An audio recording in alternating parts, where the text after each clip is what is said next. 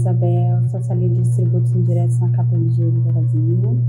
Estou aqui com Daniel Maia, nosso sócio-diretor da área de Trading Customs, para falarmos sobre os principais impactos tributários e aduaneiros da primeira fase da tão esperada reforma tributária. Apresentada recentemente pelo Poder Executivo na Câmara dos Deputados, por meio do projeto de lei 387 de 2020, criando a Contribuição sobre Bens e Serviços, ou a CBS. Olá, pessoal. De fato, essa primeira fase da reforma tributária será um grande avanço, não apenas do ponto de vista tributário, mas também na área aduaneira, na área de comércio exterior.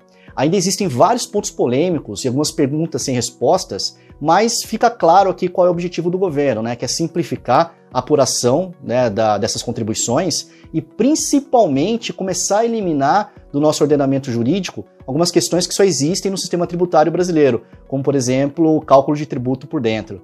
Ô Bel, comenta pra gente quais são os principais impactos da CBS na área tributária e aí na sequência eu apresentarei aqui os impactos na área de comércio exterior.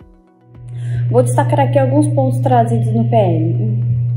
A CBS, na verdade, vem para substituir as contribuições do PIS e COFINS, tributos esses recheados de pontos polêmicos. Acredito que com a redação trazida conseguimos atingir em boa parte a tão esperada simplificação, porém não em sua plenitude, Quando comparamos as regras dos países que adotam o modelo de tributação do IVA, ainda estamos longe desse desejo, mas foi um primeiro passo. Temos sem dúvida mais clareza quanto à base de cálculo da contribuição, em especial quando há previsão expressa de que não haverá o cálculo por dentro, mas acredito que alguns outros pontos ainda não foram endereçados, tais como venda de ativos não circulante, tributação de receitas financeiras, bem como a questão da exclusão da CPRB, da base de cálculo da CBS e o próprio ICMS-ST. Esses ainda acho que precisam ser trabalhados. Quanto à alíquota de 12%, será aplicada em quase a totalidade das situações, das transações, temos poucas exceções. Ainda permanecem alguns regimes de tributação monofásica ou concentrada, alguns foram excluídos, talvez aí um debate importante, porque alguns foram, outros não. Já quanto aos créditos, será aplicado o princípio da não cumulatividade, ficando permitido o aproveitamento do montante destacado nas notas fiscais consideradas inidôneas. Isso está expresso no projeto. Aqui acho que permanece a polêmica já existente no PIS e na COFINS sobre a limitação de utilização dos créditos no período de 5 anos da data de sua apuração, ponto bastante importante para os contribuintes com situação credora. Ainda quanto aos créditos e bases de cálculo, débitos, me parece que a balança não está totalmente equilibrada entre as regras que foram atribuídas. A regra do débito é bastante ampla e a do crédito ainda aparece com algumas limitações, não atingindo 100% da não cumulatividade. Não poderia deixar de mencionar um dos pontos mais polêmicos trazidos pelo projeto de lei, que foi a transferência de responsabilidade tributária às plataformas digitais, nas situações em que o vendedor da mercadoria, por intermédio da plataforma, não emite nota fiscal. Há uma responsabilidade do controle e do pagamento da contribuição às plataformas. Aqui me parece que esse ponto precisa ser bastante debatido, discutido, para que se chegue num denominador comum.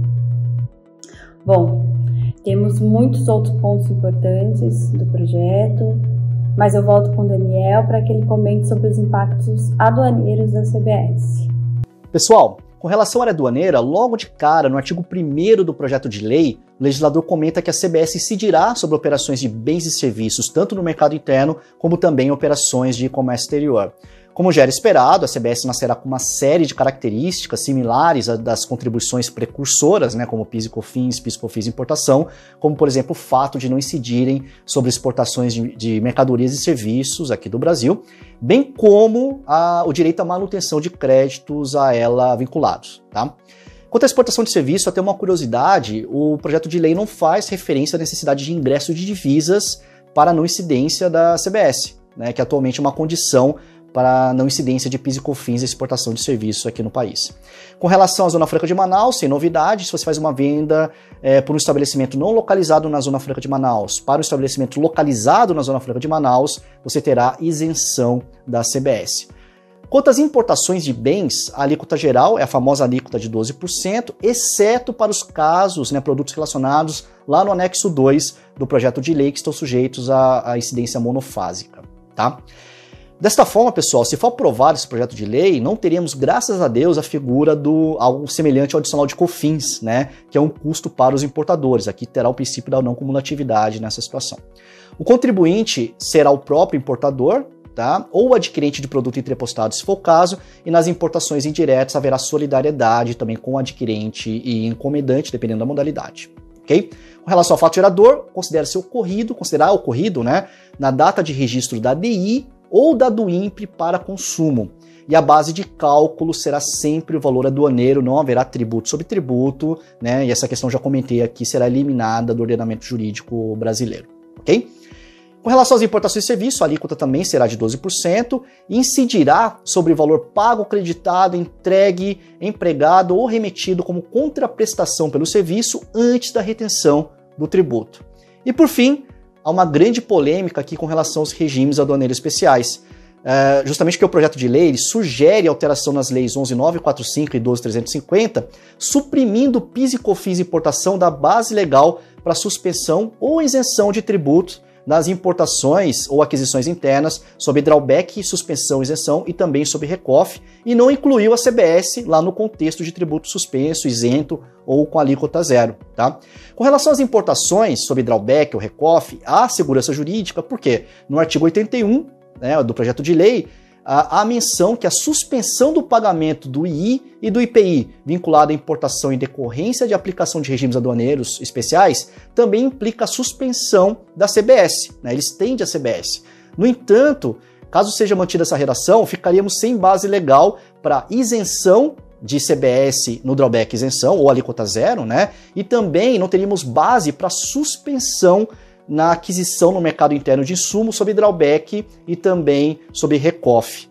É evidente que ações estruturadas serão adotadas para a apresentação desses pontos polêmicos ao governo, que certamente avaliará esses temas antes da publicação da lei ordinária. Esses são os principais impactos na área aduaneira. A Bel agora vai comentar sobre os próximos passos da tramitação do projeto de lei até a possível publicação da lei ordinária instituindo a CBS. Pela importância do tema, o projeto de lei seguirá os trâmites de votação de caráter de urgência, haverá um momento de debates, um momento de propositura de emendas. Aqui o nosso papel é bastante importante na contribuição de itens relevantes, por isso a nossa recomendação é que todos participem colocando seus pontos, seus questionamentos para que a gente tenha um texto final que depois vai para uma última etapa de aprovação, que depois dessa última aprovação ainda tem um prazo de 6 meses para a sua implementação. Então, esse momento de propositura de emendas, acho que é bastante importante para que a gente consiga endereçar os pontos ainda em discussão. Em breve faremos um encontro para falarmos com muito mais detalhes sobre esses e outros pontos importantes do primeiro passo da nossa reforma tributária no Brasil. Obrigada!